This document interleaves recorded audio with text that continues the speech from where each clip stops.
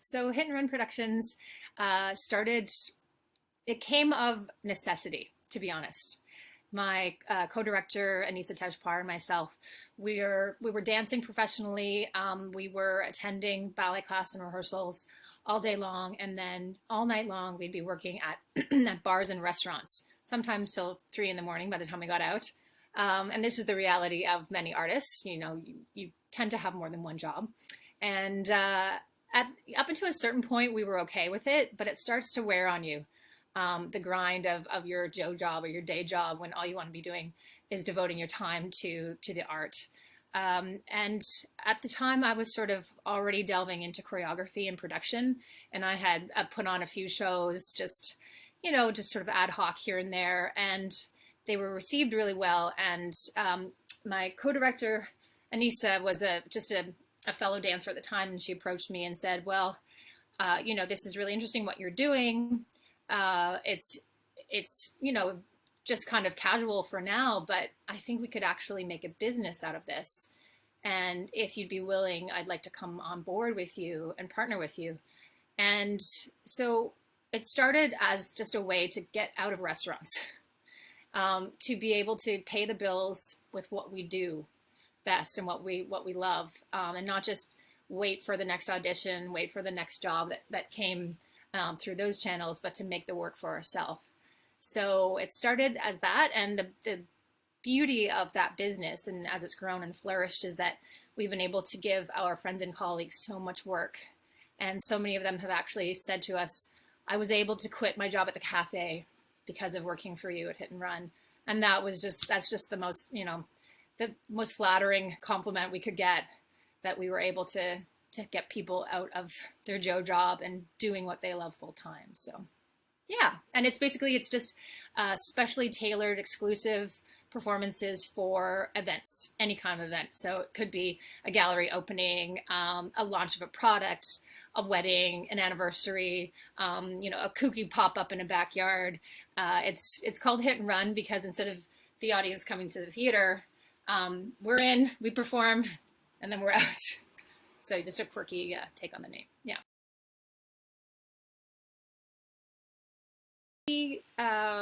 That I have built over the past 10 years since I opened the studio, my fitness community, that I've been able to maintain because of doing the daily classes. And obviously, like I said, the live stream classes through Vimeo, we don't get to see each other, but there's a lot of email communication and feedback, back and forth. And then we do the Zoom classes once a week. Before we were prevented from doing this, I was also offering some park classes. So that was great. So the fitness community, they are dedicated, they are devoted. These women, not all women, but mostly women, have been with me for, some of them over 10 years. Some of them have been taking my classes for 15 years. And so, that community, it's staying strong. The dance community, in terms of the people I work with, I choreograph or I hire for Hit and Run, that's difficult because we've all been experiencing this collective loss, and it's been just so discouraging and just depressing for everyone. So it's different than the fitness community where everyone's kind of going on with their lives and they're happy as long as they're moving with you. When it comes to the artists that we work with all the time, many of them are going through periods where they don't even want to interact with, the world, that, the dance community, because they're just so crushed by it. So what we've done is we've attempted to, we've paid out of pocket, Anisa and I, and we've created a few film projects that involved the artists that, as many as we were able to hire. And, we paid them. We never do anything without paying anybody. And what we said, it's not a lot of money, but it is, here's something. We're going to gather only on the shoot date. You're going to learn the choreography through video. So we choreograph, we video it. Our dancers are just so skilled and amazing that, they'll learn it at home and be ready to go on shoot day. On shoot day, we make sure everything is, it was spaced and masks on until we were shooting. It was all outdoors. So we did a couple film projects that were really beautiful and happy. I mean, there's a lot of art that was being put out there online that was important in its own right, but it was a lot of angsty, being trapped inside and being isolated. And we were like, hey, we've experienced that. We've seen enough of it. Let's put out something happy. So our piece was like a celebration of movement and community. And it was just a big spontaneous dance that happened in an alleyway with a bunch of beautiful graffiti. And it was a young girl, Anisa's daughter, actually, who was, walking down this empty alleyway, and, what happened to all the people. And then boom, boom, boom, one by one, they pop out from around the corner, and it's this huge like party celebration, and then they disappear. And it was a way to get people back together without having to do it, in the studio against restrictions, pay people a little bit of money, remind people that, oh yes, even though you're not performing and training right now, that doesn't mean you're not still an artist. You are still, a relevant, vibrant professional in this community, and you will come back when it comes back. And it was a way to, put something out there, like I said, that was positive and joyful, as opposed to another sad video. So that was the one way we decided to stay connected, and we're going to continue even when we're back performing our events and on stage.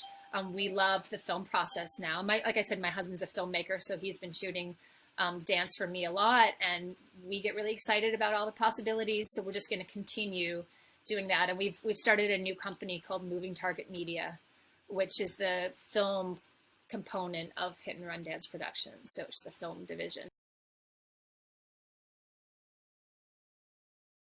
Stay in the realm of dance. The Hit and Run, obviously, we don't just offer ballet. It's every form of dance. We've already ventured out into curating music series. So like I mentioned, I danced with an opera company for 10 years. And so I've been introduced to many different opera companies across Canada. And so I've been choreographing for them. So that means I'm working with not necessarily professional dancers. I'm working with singers who have a very different background in terms of their approach to movement. And that's a really interesting, beautiful way to approach movement.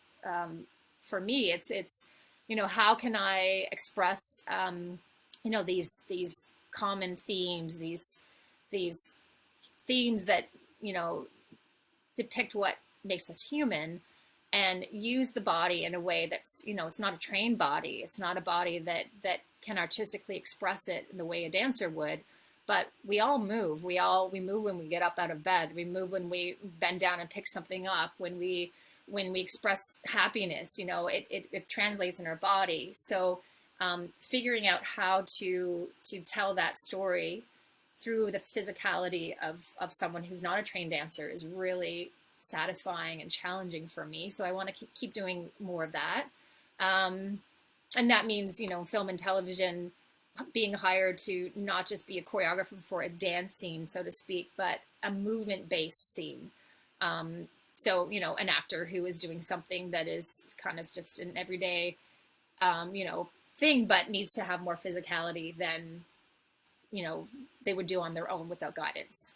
I would like to keep exploring, obviously, different forms of dance. Like I said, I'm a classical and contemporary trained dancer first and foremost, but I'm really excited by collaborations with other choreographers. I love the idea of blending disciplines.